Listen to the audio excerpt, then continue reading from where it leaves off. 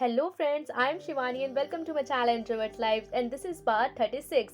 Episode की starting होती है, हम देखते हैं कि यहाँ पर जो हमारी जाओलिन होती है उसकी जो है वो डेथ हो जाती है, तो जिस वजह से उसकी ग्रेव के सामने तैंघाई बैठा हुआ होता है और बहुत ज़्यादा परेशान हो रहा होता है, रो रहा होता है। और वहीं हम देखते हैं जॉजैन और जिंसू जो है वो एक साथ होते हैं, जिसपे कि जिंसू खुद को ब्लेम कर रही होती है कि वो जब शंघाई पहली बार आई थी तो वो उसकी फ्रेंड बनी थी और उसे नहीं पता था कि इस तरीके से जो जाओलिन है वो उसकी आंखों के सामने मारी जाएगी। और यहाँ पर वो सारा ब्लेम जो है खुद लेने की कोशिश कर रही होती है, जिसपे कि जॉर्जन उसे कहता है कि देखो तुम्हें जो रिग्रेट करने की कोई ज़रूरत नहीं है, क्योंकि हम लोग जो है यहाँ पे ज़िंदगी में आए हैं तो कभी ना कभी हर चीज़ का अंत होना ज़रूरी है। और मतलब कि जाओलिन आज मारी गई है तो मे बी हम लोग जो है क्या पता कल मारे जाएं, परसों मारे जाए, किसी की लाइफ का जो है पता नहीं है। तो इस तरीके से तुम किसी भी चीज़ को अपने ऊपर लेना बंद करो। एंड यहाँ पर जो जिंसू है वो परेशान होती है, कहती है कि नहीं अब मेरी ये गलती है। तो जिस पर जॉर्डन कहता है कि मैं तुम्हारे लिए कुछ भी कर सकता हूँ, तुम बताओ तो सही मुझे, और तुम मुझसे क्यों नाराज़ हो, आखिरकार मैंने गलत किया क्या है। तो जिस पर जिंसू कहती है कि अगर मैं तुम्हें बता भी दूँ तो उससे क्या हो जाएगा। तो जिस पर कि जॉर्डन कहता है प्लीज़ बताओगी तभी तो वो यहाँ पर बताती है कि 5 साल पहले तुम्हें याद हो तो तुम जो है मेरे जो फैमिली है वहाँ पर गए थे, रॉन्ग फैमिली, और तुमने जो है मेरे रॉन्ग फैमिली के मेंबर्स को, मेरे मॉम डैड सभी लोगों को तुमने एक ही दिन में मार दिया। तो जिस पर जॉर्जन कहता है इम्पॉसिबल, मैंने ऐसा कुछ किया ही नहीं। तो जिस पे जिंसू कहती है तुम्हें क्यों याद होगा, तुम तो सबको मार कर आ गए, यहाँ पे वो फैमिली तो मेरी थी ना। तो जिस पे जॉर्जन कहता है कि हाँ मैं वहाँ गया जरूर था, लेकिन मैं वहाँ पर मेडिसिन लेने गया था और मुझे तो उल्टा उनसे काम था, मैं उन्हें क्यों मारूंगा। एंड यहाँ पे तुम्हें क्या लगता है तो कि मैं उन्हें सच में मारूंगा। तो जिसपे जिंसू कहती है मुझे कोई आर्ग्यूमेंट नहीं करना है, हमें तुमसे बहस करने नहीं आई हूँ। और ये बात जो है मुझे स्पेशली मिस्टर मैदा और मिस्टर चैंग यानी इसके अंकल ने बताई थी। तो जिसपे एकदम से जॉर्जन जो है मिस्टर मैदा का नाम सुनते ही समझ जाता है कि हाँ बेटा ये उसी ने ही किया है। जिसपे कि यहाँ पर फिर जो जॉर्जन है वो जिंसू को अपनी बात प्रूव करने के लिए एक लैब में लाता है, जहाँ पर वो जो कैमरा था, जो बंदा मर गया था, उस कैमरे से ली हुई जो फोटोज़ हैं उन्हें दिखाता है और कहता है ये वही बंदा है ना जिसको मैंने तुम्हारे सामने मारा था। ये फ़ोटोज़ जो है ली गई हैं, ये देखो ये जो जापानीज़ पीपल हैं वो कुछ बड़ा प्लान कर रहे हैं और मैदा जो है इनका एक तरीके से हेड है और तुम इसकी बातों में आ गई। और यहाँ पर वो उसे बहुत सारे जो सीक्रेट है वो रिवील करता है।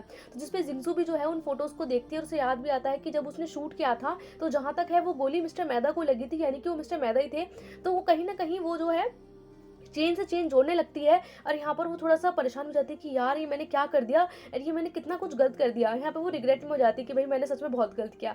दूसरी साइड हम मिस्टर मैदा को देखते हैं जो कि यहाँ पर यांग जो हमारी वो मिंग्यू होती है उसको लेकर आते हैं और यहाँ मिंग्यू को बहुत हर्ट कर रहे होते हैं और कहते हैं मेरी यांगजी जो है वो वापस आ गई थी लेकिन वो वापस फिर से चली गई है और उसने मुझे जो है मारने की कोशिश करी, उसने मुझे शूट किया है, ऐसा उसने क्यों किया, मैं तो उससे बहुत प्यार करता हूँ, मैं तो कभी उसके लिए क्रूल था ही नहीं। इस तरीके की वो उससे बात बोलते हैं, जिससे कि वो मिंग्यू से पूछते हैं मिंग्यू बताओ क्या उसने मुझे सच में मारा था। मिंग्यू डरते हुए कहती नहीं नहीं उसने आपको नहीं मारा होगा, गलती से लग गया होगा। और यहाँ वो मिंग्यू को बहुत जोर की स्लैप करता है और मिंग्यू को बहुत ज्यादा टॉर्चर करता है, परेशान करता है कि तुम कुछ बोल क्यों नहीं रही हो वरना मैं तुम्हें मार दूंगा। और यहाँ वो सारी की सारी जो खुंदस होती है जिंसू की या से रिलेटेड वो यहाँ पर मिंग्यू पर उतार देता है। फिर हम यहाँ पर देखते हैं कि जो हमारे मिस्टर यंग मास्टर होते हैं वो जोजैन के साथ बैठे होते हैं। यहाँ पर वो जोजैन से और जिंसू भी होती है, जिसपे कि वो बताते हैं कि जब तुम 5 साल पहले यहाँ पर आई थी तो जिस चर्च में जो है मतलब हमारा जो चर्च था वहाँ पर तुम मुझे पहली बार मिली थी। एक्चुअली में वो चर्च जो है मेरे जो भाई हैं वहाँ पैसे वगैरह देते हैं तो मैंने ही वहाँ पर चुपचाप छुपा था और एक्चुअली मिस्टर मैदा ही वो उस वॉच को रिसीव करने आए थे, लेकिन वो वॉच मुझे मिल गई थी, लेकिन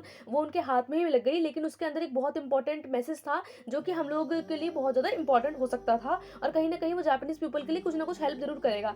जिसपे कि जिंसू जो है उसे बहुत गलत फील होता है कि यार ये उसने क्या कर दिया। एंड यहाँ पर ये सभी लोग जो हैं उन्हें पता चल जाता है कि मिस्टर मैदा ही गलत है, उन्होंने सब कुछ किया है। यहाँ पर वो मिस्टर मैदा की यानी जापानीज बिल्डिंग जो है वो वहाँ पहुँच जाते हैं, लेकिन ये वहाँ जाते ही देखते हैं कि जापानीज बिल्डिंग पूरी खाली होती है और मिस्टर मैदा जो है उन्हें पहली प्लान का पता चल गया होता है तो वो यहाँ से चले जाते हैं। फिर हम देखते हैं कि जो हमारा शिहाओ होता है, सॉरी तैंघाई होता है, वो यहाँ पे जॉर्जन के सामने होता है और कहता है कि जाओलिन जो है वो अब जा चुकी है, उसके बिना मैं क्या ही कर सकता हूँ और उसकी जो जितनी भी उसकी जो मौत हुई है, जो भी मैंने गलतियां करी हैं उनका सबका हकदार मैं हूँ, ये सिर्फ मेरी वजह से हुआ है, मैं जाओलिन को डिजर्व ही नहीं करता था। यहाँ पे वो जॉर्जन से माफ़ी मांगता है कि ना तो मैं आपको, ना ही चैम्बर ऑफ कॉमर्स, ना ही अपने ब्रदर्स, किसी की हेल्प नहीं कर सकता, क्योंकि अगर आज मेरा पैर ठीक होता तो मैं जो हूँ जाओलिन और आप सभी को अच्छे से सर्व करता, लेकिन मैं यूजलेस हूँ, यूजलेस, मैं किसी के काम का नहीं हूँ। एंड यहाँ पर वो अपने आप को बहुत ज़्यादा ब्लेम करता है, इसके लिए बुरा भी लगता है कि भाई इसकी शादी होने वाली थी, एक अच्छी फैमिली होने वाली थी और यहाँ पे इसके साथ ऐसा हो गया। जिसपे कि जॉर्जन उसे सांत्वना देता है कि कहता है देखो ऐसा नहीं है, तुम मेरे भाई हो,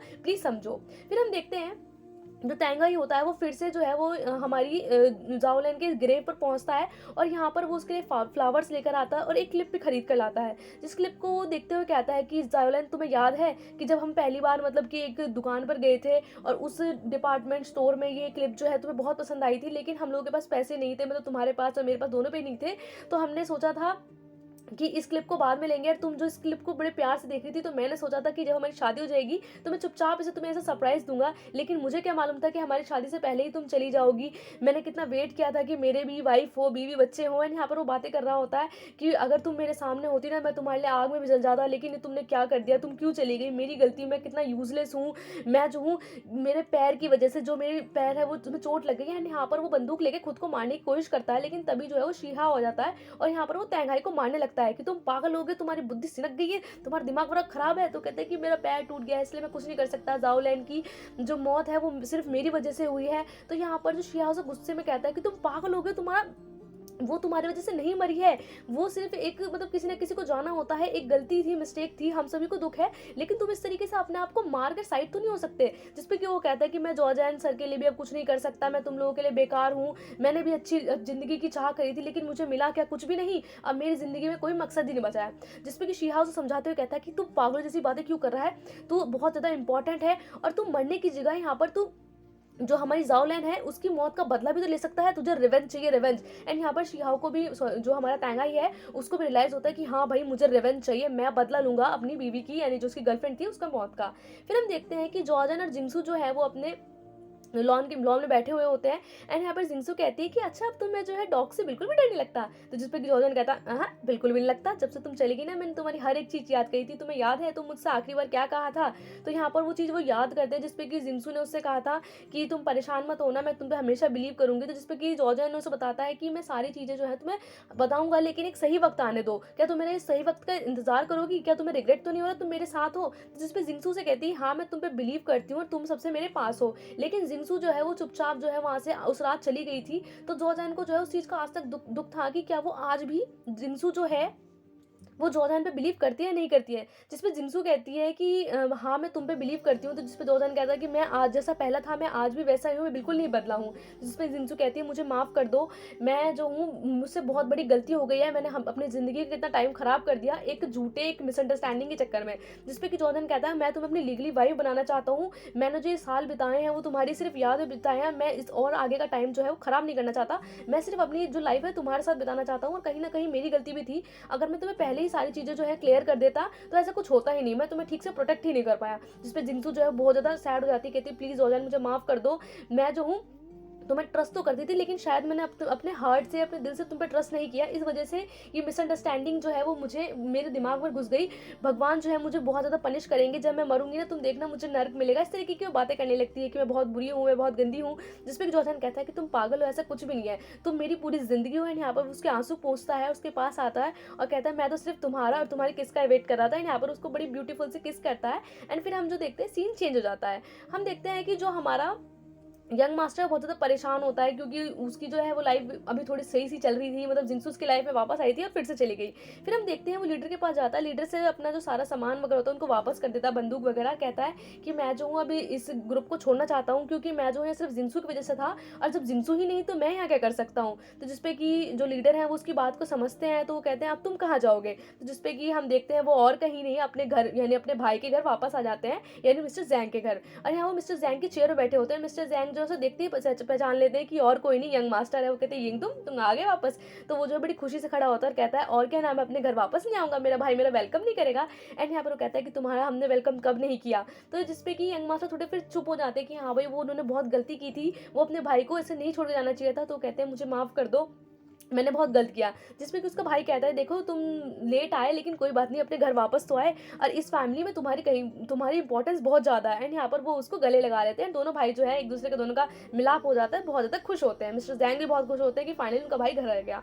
फिर सभी लोग जो बैठ के बातें कर रहे होते हैं, फिर मिंग्यू वहाँ आती है। तो मिस्टर जैंग कहते हैं देखो मिंग्यू कौन आया, युंगदुंग वापस आ गया है। एंड मिंग्यू युंगदुंग को देखते एकदम शॉक हो जाती है, कहीं ना कहीं उसके मन में एक खुशी की जो लहर थी वो दौड़ आती है। एंड यहाँ पर वो बहुत खुश हो जाती है। जिसपे कि मिस्टर जैंग कहते हैं कि आओ ना बैठ के बातें करो, हम तुम लोग कितने टाइम से मिले नहीं हो। और तभी मिस्टर जैंग को एक इंपॉर्टेंट कॉल आता है, तो वो उस कॉल को रिसीव करने चले जाते हैं और बाकी सर्वेंट भी उनके साथ चले जाते हैं। फिर मिंग्यू जो है वो यहाँ पर हमारे यंग मास्टर के सामने आकर बैठती है, कहती है मैंने तुम्हें कितने टाइम से नहीं देखा। एंड यहाँ पर ये दोनों ये चीज़ एक साथ बोलते हैं, फिर हंसने लगते हैं, जिसपे कि मिंग्यू कहती है कि तुम्हारे भाई जो है तुम्हें बहुत टाइम से ढूंढ रहे थे, लेकिन तुम कहीं नहीं मिले, और हमें जो है तुम्हारी एक जगह इन्फॉर्मेशन भी मिली थी, लेकिन हम जब तक वहाँ पहुंचे तुम जा चुके थे। जिसपे कि यंग मास्टर बताते हैं कि वो काफ़ी टाइम से नॉर्थ वेस्ट में थे एंड उन्होंने अपना काफ़ी काम वहीं पे बिताया है, एंड अभी वो यहाँ पर आए, लेकिन उनका जो है मतलब जो भी ग्रुप था अब वो इस चीज़ को छोड़ चुके हैं और वो अपनी फैमिली में वापस आना चाहते हैं। अब यहाँ पे ये दोनों जो है आपस में बात कर रहे होते हैं, तो जिसपे कि जो हमारे यंग मास्टर होते हैं वो मिंग्यू से कहते हैं कि मेरा भाई जो है तुम्हें बहुत दिल से ज़्यादा प्यार करता है, तो मैं चाहूँगा कि तुम मेरे भाई को खुश रखो, और वो तुम्हें बहुत प्यार करता है। एक तरीके से यंग मास्टर जो है वो कन्फेस कर देता है कि तुम्हें मेरे भाई के साथ रहना चाहिए, वो तुम्हें बहुत खुश करेगा। एंड मिंग्यू जो है वो यहाँ थोड़ी चुप हो जाती है। दूसरी साइड हम देखते हैं मिस्टर मैदा जो है बहुत दुखी होते हैं, एंड वहीं पर वो जापानीज वुमेन आती है, तो उस जापानीज वुमेन को देखते ही कहते हैं तुम्हें पता नहीं कि तुम्हें एंट्री जो है किससे पूछ के लेनी चाहिए, और तुम ऐसी खुशी चली आई। जिसपे कि उसके टीचर पीछे से बोलते हैं क्या मुझे भी एंट्री की जरूरत है। तो यहाँ पे उसके टीचर एक्चुअली में उससे गुस्सा होते हैं, यहाँ पे उसे परेशान मतलब मारने लगते हैं और कहते हैं कि तुम्हें तो मुझे बहुत ज़्यादा मारना चाहिए, मैंने तुम्हें एक काम दिया था कि उस जिंसू को तुम्हें मारना है, तुमने जिंसू को मारा है नहीं, तुमने मुझसे झूठ बोला कि तुमने उसे मार दिया, और तुम समझते क्यों नहीं हो, वो जिंसू है जोजान की बीवी बनने वाली है, वो यांगजी नहीं है, तुम्हारी वुमेन यानी ये यांगजी यानी जो उसकी पहले गर्लफ्रेंड थी वो मर चुकी है, वो चाइनीज थी, ये चाइनीज बंदी है, वो तुम्हारी गर्लफ्रेंड जो है वो जापानीज थी, तुम ऐसा क्यों करो, तुम समझते क्यों नहीं हो, वो जो वुमेन है वो हमारी अपोनेंट है, जो सारा काम है सारी जो चीजें हैं वो वही कर रही है, तुमने उसे नहीं मारा। और इस चीज को दिमाग में डालो, यांगजी मर चुकी है, वो सालों पहले मर चुकी है। तभी यहाँ पर जो टीचर है वो समझ जाते हैं कि भाई ये तो जिंसू को नहीं मारेगा, तो वो एकदम से बोलते हैं अगर तुम इस काम को ठीक से नहीं कर सकते तो याद रखो मैं इस काम को सही से करूंगा, और यहाँ पर जिंसू को अब मैं मारूंगा, अब उसे मैं मारूंगा, इस तरीके की यहाँ पर वो बातें बोलता है। तो फिर हम देखते हैं मिस्टर मैदा जो है चुपचाप अपने सर की बातें सुनते रहते हैं, उनकी आंखों में से बहुत ज्यादा आंसू निकलते रहते हैं।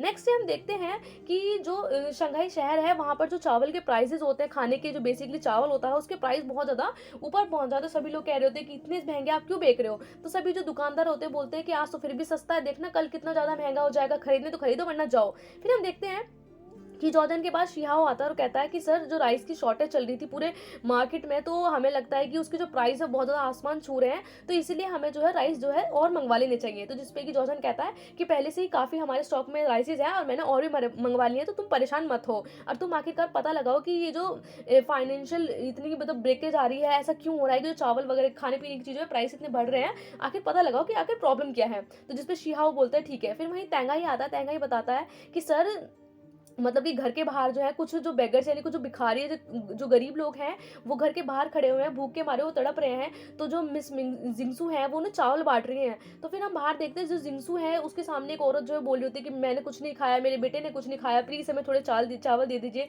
लेकिन जिंगसू बांट भी रही होती है वो परेशान भी होती है कि यार क्या हो रहा है। ये सब देख के जोजन उसे रोकता नहीं है कि भाई कोई बात नहीं, बांट रही है बांटने दो। फिर हम देखते हैं जिंगसू जो सॉरी बोलती है कि मुझे माफ कर दो, तो जिसपे कि जोजन कहता है कोई बात नहीं, मैं समझ सकता हूँ तुम्हारी प्रॉब्लम और तुम जो है और दान कर सकती हो। फिर हम देखते हैं कि यहाँ पर जिंसू जो है सभी गरीब लोगों को जो है वो दान करना शुरू कर देती है, एंड यहाँ पर सभी बॉडीगार्ड जोजन इवनली जोजन भी जो है वो पास आकर खड़ा हो जाता है जिससे कोई प्रॉब्लम ना हो। फिर हम देखते हैं जो टीचर है वो साइड में खड़े रहते हैं उसे मारने के लिए, एंड यहाँ पर उनका ध्यान भटकाने के लिए वो किसी और आदमी को उनके पीछे लगवा देते हैं। सभी जितने भी घर के बॉडीगार्ड होते हैं विली जॉर्जन भी जो है उस बंदे के पीछे जाने लगता है। यहाँ पर एक बंदा नहीं, उसी कैप को पहने बहुत सारे बंदे होते हैं, तो सभी लोग अलग अलग हो जाते हैं। फिर हम देखते हैं यहाँ पर जो जिंसू है बिल्कुल अकेली रह जाती है, और यहाँ हम देखते हैं कि एक एक करके जो जॉर्जन है वो उस बंदे को मार देता है, एंड हम देखते हैं कि यहाँ पर उसने सभी को मार दिया। जब तक ये लोग वापस जाते हैं तो जिंसू का जो है वो किडनैप हो चुका होता है।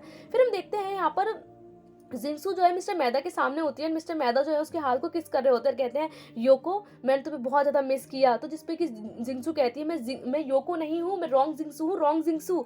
तो जिसपे कि यहाँ पे मिस्टर मैदा उसे अपने रिंग में लगाई हुई फोटो दिखाते कहते देखो ये तुम हो, ओनो योको, तुम अपना नाम भूल गई, तुम भूल गई कि तुम 10 सालों बाद मिली हो। हम जब पहली बार है ट्रीज वो जो टोक्यो है साकुरा ट्रीज के नीचे मिले थे, और तुम जो है वहाँ पर फूलों को तोड़ रही थी, मैंने पहली बार तुम्हें वहाँ देखा था और मुझे लव एट फर्स्ट साइट हो गया था। क्या तुम भूल गई? मैं जो तुम्हारी ब्यूटी को जो चेरी ब्लॉसम से कंपेयर करा था और तुम बिल्कुल उनके जैसी ही लग रही थी। उस दिन हल्की हल्की बरसात हो रही थी, तो मैं जो तुम्हें गोद में उठा के तुम्हारे घर तक लाया था, तुम कितनी खूबसूरत लग रही थी। एंड यहाँ पर उसकी तारीफ करने लगता है, जिस पर जिंसू से ऐसे टेढ़ी टेढ़ी नजर से देख रही होती कि यार क्या बोल रहा है।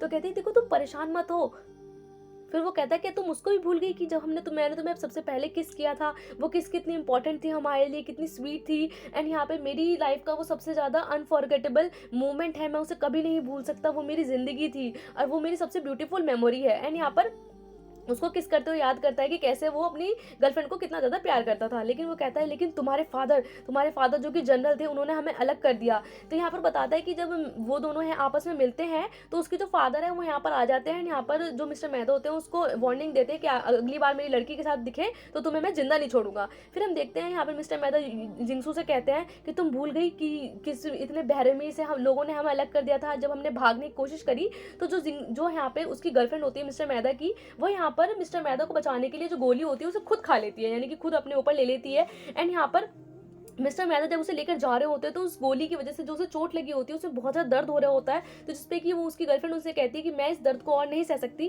प्लीज़ तुम मेरी ज़िंदगी का एंड कर दो, तुम मुझे मार दो। एंड यहाँ पे वो जो है ना चाहते हुए भी उन्हें अपनी गर्लफ्रेंड को मारना होता है। एंड यहाँ पे उनकी गर्लफ्रेंड जो है खुद चाकू को जो है अपने अंदर डाल लेती है जिससे कि वो इस दर्द को, इस पेन से राहत मिल सके। एंड यहाँ पर उसे बहुत रोना आ रहा होता है। एंड यहाँ पर उनकी गर्लफ्रेंड उसे प्रॉमिस करके जाती है कि वो उनकी लाइफ में वापस आएगी, मेरा वेट करना। तो जिसपे कि यहाँ पर मिस्टर मैदा कहते हैं देखो तुमने मेरे प्रॉमिस का ध्यान रखा और तुम जो वापस आ गई हो। एंड यहाँ पर तुम मेरी ही गर्लफ्रेंड हो, भगवान ने मेरे लिए करिश्मा से कुछ कम नहीं किया है कि तुम्हें जो है मतलब जिंगसू के रूप में मुझे मेरी गर्लफ्रेंड यानी रोको जो है वापस मिलवा दी है। तो जिसपे कि वो कहता है मैं समझता हूँ कि तुम्हें समझ में नहीं आ रहा होगा, तुम्हें धीरे धीरे एक्सेप्ट कर लोगी, अभी एकदम से मैं तुम्हें सब बोल रहा हूँ तुम परेशान होगी। पता है जब मुझे मालूम नहीं था कि जो मैंने 5 साल पहले लोग मारे थे, तुम्हारे पेरेंट्स जो मारे थे वो तुम्हारे पेरेंट्स है। तो जिसपे जिंगसू कहती क्या मतलब तुमने मेरे पेरेंट्स को मारा? तो कहता है नहीं मतलब ऐसे नहीं मारता। तो जिंगसू ये सुनती और जो है वो गहरी गुस्से में जो है वो मिस्टर मैदा को देखने लगती है। तो जिसपे कि मिस्टर मैदा कहते हैं मुझे पता है तुम इतने जल्दी मेरे साइड नहीं होगी, लेकिन तुम धीरे धीरे मुझे एक्सेप्ट कर लोगी। एंड यहाँ पर मैंने तुम्हें कितना मिस किया, तो क्या तुमने मुझे मिस नहीं किया? एंड यहाँ पर उसके आंसू पहुंचने लगता है जिसपे कि यहाँ पर जो जिंगसू होती है उसके हाथ को काट लेती है। कहती तुम पागल हो चुके हो, बिल्कुल पागल आदमी हो तुम्हें क्या तुम्हें समझ में नहीं आ रही हो, मैं सिर्फ जॉर्जन से प्यार करती हूँ, वही मेरी लाइफ है और वही मेरा हस्बैंड बनेगा, तुम दिमाग खराब मत करो, मैं कोई एंजी नहीं हूँ। एंड यहाँ पर उसे गुस्से में चिल्लाने लगती है जिसपे कि मिस्टर मैदा कहते हैं मैं तुम्हारा वेट करने के लिए तैयार हूँ, लेकिन मुझे लगता है कि तुम मेरी बातों पर बिलीव कर लोगे। एंड यहाँ पर जो उसने काटा होता है उनके हाथ पे उसको किस करते हैं, मतलब कि वही तुम जो है खुशी से वापस आ गई हो। फिर हम देखते हैं जॉर्जन जो है बहुत ज़्यादा परेशान होता है कि भाई जिंगसू जो है वो कहाँ चली गई है। फिर हम देखते हैं कि यहाँ पर उसके मेंबर्स आते हैं, कहते हैं कि हमने जो है शंघाई में सारे में देख लिया लेकिन हमें नहीं मिली। तो तभी वो ऑर्डर देता है कि देखो जितने भी पूरे शंघाई में जो है मार्केट ब्लॉक कर दो, सारे जो काम से ठप कर दो, जापानीज पीपल एक काम ना कर पाए। और यहाँ पर मुझे जो है जिंगसू चाहिए। एंड यहाँ पर वो एकदम से बहुत तगड़ा ऑर्डर दे देते हैं। फिर हम देखते हैं जिंगसू जो है वो यहाँ पर मिस्टर मैदा के पास होती है, वो जो बहुत ज़्यादा परेशान होती है कि भाई मुझे जॉर्जन जो है वो लेने कब आएगा। फिर हम देखते हैं कि यहाँ पर वो जापानीज बंदी आती है, मिस्टर मैदा से कहती है कि टीचर कहाँ है। तो यहाँ पर जिसपे कि हमारे मिस्टर मैदा होते हैं वो बोलते हैं कि टीचर के काम जो है वो अपने आप, वो किसी से परमिशन थोड़ी लेनी होती है, वो एक इंपॉर्टेंट मीटिंग के लिए ना वापस चले गए होंगे। एंड यहाँ पे हमें कहीं ना कहीं डाउट होता है कि क्योंकि टीचर ने ही जिंगसू को उठाया था, टीचर कहाँ है, लगता है मिस्टर मैदा ने उन्हें कहीं गायब वायब कर दिया है, लेकिन मालूम नहीं, वो हम आगे देखेंगे। एंड यहाँ पर वो उससे झूठ बोल देते हैं कि जो टीचर जो है वो किसी इंपॉर्टेंट काम से चले गए होंगे, ये मुझे नहीं मालूम। तो जिसपे कि फिर वो मतलब जापानीज बंदी को मिस्टर मैदा काम देते हैं कि तुम जाओ और यानी जो मिंग्यू है उसे यहाँ पर लेकर आओ। तो जिसपे कि वो जो जापानीज बंदी है वो मिंग्यू को लेने चली जाती है। मिंग्यू को जब इन्फॉर्मेशन मिलती है तो मिंग्यू एक शॉप में आती है। एंड यहाँ पर वो जापानीज बंदी तभी आती है और वो जापानीज बंदी जो है मिंग्यू को इशारा करती है। यहाँ पर वो दोनों जो है कार में जाकर बैठ जाते हैं। फिर जैसे ही मिंग्यू कार में जाकर बैठती है तो वो जापानीज बंदी उससे बोलती है कि तुम अपनी आंखों पर पट्टी बांध लो, क्योंकि मिस्टर मैदा नहीं चाहते कि उन्हें किसी को भी पता चले कि आखिरकार वो रह कहाँ रहे हैं। तो जिसपे कि मिंग्यू जो अपनी आंखों में पट्टी बांध लेती है। फिर हम देखते हैं एक बड़ा ही बंगलू, मतलब बहुत बड़ा बंगलू सा होता है जो कि काफी जंगल वाले एरिया में होता है। वो यहाँ कार जो है वहां जाकर रुकती है। जो हमारी मिंग्यू है वो कार से उतरती है तो उस बंगलू को देख के कंफ्यूज जाती है कि भाई ये कहाँ, मतलब ये मैं कहाँ आ गई। और इस तरीके से इस एपिसोड का एंड हो जाता है। So today's shout out is goes to Shibani Dev and Mamta Bishoy. Thank you for watching and bye bye.